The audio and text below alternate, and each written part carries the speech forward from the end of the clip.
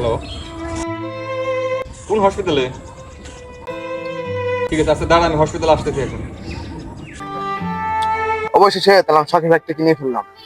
হ্যাঁ বন্ধু, তোর বাইকটা অনেক সুন্দর হয়েছে।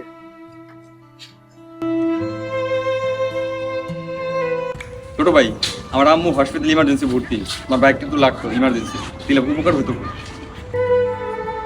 আরে মানুষ রে, সামান্য একটা বাইকের জন্য নিজের মাকে অসুস্থ বানাই দিল। সত্যি ভাই, আমার মা সত্যি অনেক অসুস্থ ভাই, আমার বাইকটা লাগতো ভাই, প্লিজ ভাই বাইকটা একটু দাও। আরে বন্ধু কি বলে, বয়স তো কম হলো না, একটা বাইক কিনতে পারলেন না? লজ্জা করো না মানুষের বাইক চুতে, জানতো এখান থেকে। ভাই সামান্য একটা বাইকই চাইছিলাম, সামান্য বাইকের জন্য এতগুলো কথা শোনাইলাম ভাই।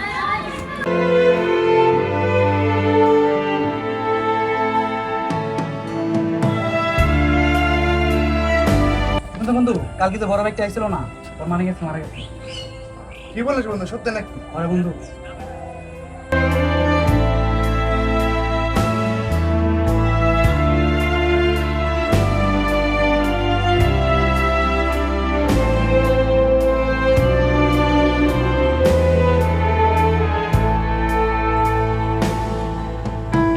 ভাই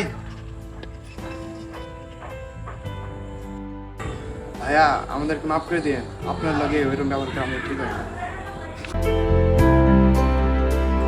আমি নিজেকে কখনো ক্ষমা করতে পারি না।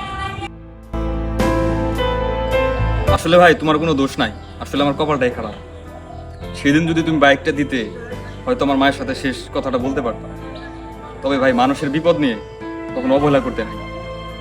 তবে ভাই একটা কথা বলি, মানুষের বিপদ নিয়ে কখনো মজা করতে নাই। কার কখন বিপদ আসে বলা তো যায় না।